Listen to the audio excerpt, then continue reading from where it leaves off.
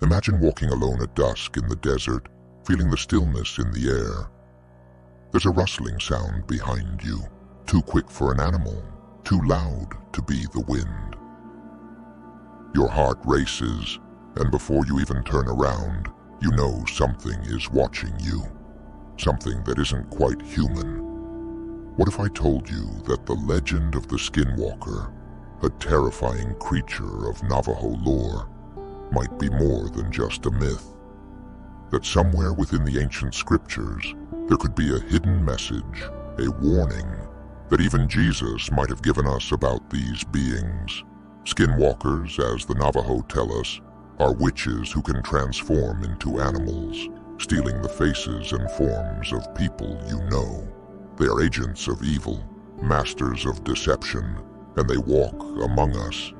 But what if I told you that Jesus himself spoke of these deceptive creatures, hidden between the lines of his teachings? In the next few minutes, we're going to explore one of the most unsettling questions you've probably never asked yourself. Did Jesus warn us about skinwalkers? Could these creatures be among us today, masked by the very world we trust? Let's start at the beginning. Because once you uncover the truth, you'll never look at the world the same way again. When Jesus walked the earth, he encountered many demonic forces, spirits that could possess, deceive, and destroy. But what if some of those demons were something more? What if Jesus' warnings about wolves in sheep's clothing and the power of deception were about something far darker, far more sinister than we've ever realized? Stay with me, because we're about to unravel a secret that has been hidden for centuries. Could skinwalkers be among us even now, hidden behind the faces of those we trust the most? Let's take a closer look at these chilling creatures, their origin, and how the Bible may have more to say about them than we ever thought possible. The tale of the Skinwalker begins deep in the deserts of the American Southwest, particularly among the Navajo people. For generations, they have spoken in hushed tones about these beings, feared for their power and cruelty. Skinwalkers, they say, are witches, people who have chosen the darkest of paths, capable of transforming into animals at will. But their powers go beyond shape-shifting. They can steal faces, voices, even souls. A skinwalker can mimic the ones you love, deceive you into thinking they're your family or friend until it's too late. But how does someone become a skinwalker? In Navajo lore, it's not an easy choice.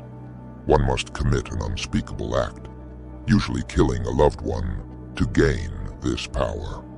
Only then does the witch become one of the most feared entities in all of Native American mythology. But their abilities extend beyond transformation. They are said to move at incredible speeds, appearing and disappearing in the blink of an eye. They can control the thoughts of others, inflict sickness, and even bring death.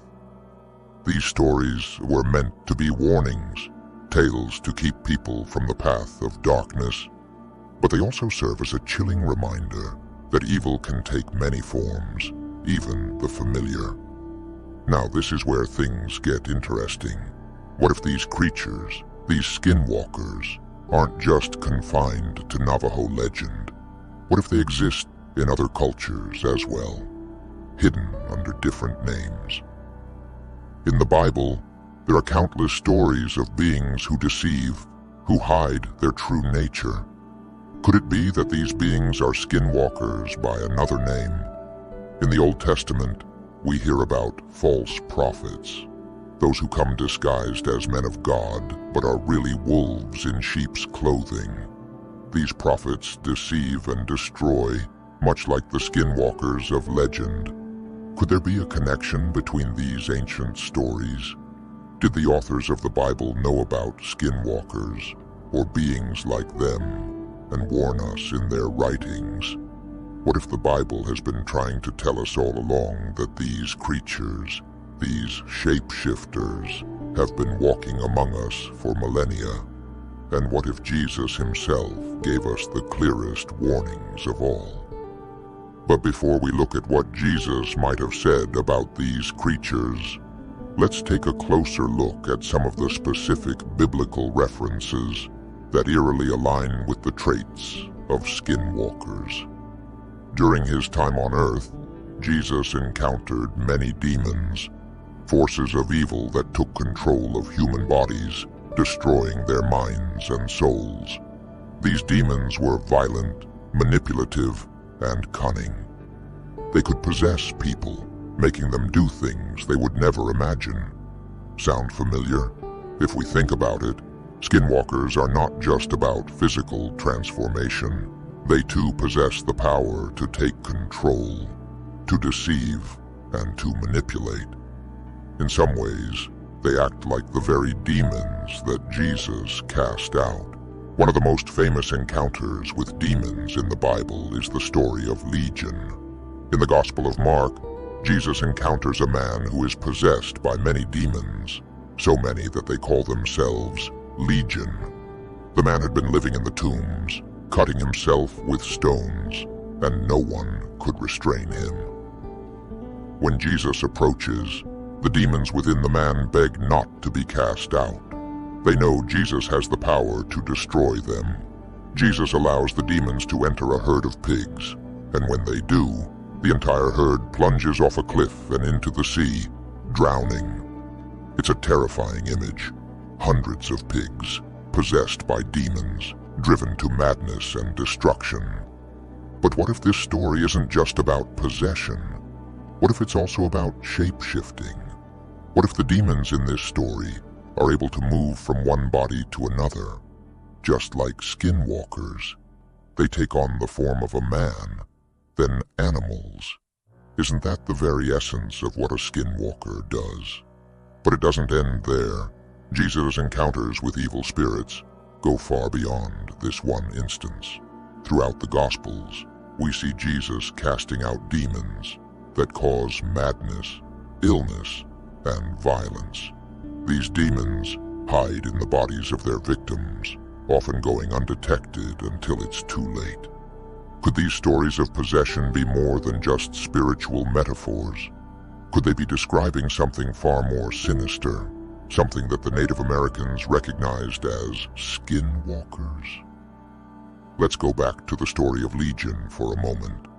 When Jesus confronts the demons, they beg him not to send them away, almost as if they fear that once they leave the man's body, they won't be able to take another form. But once Jesus gives them permission, they don't disappear into thin air.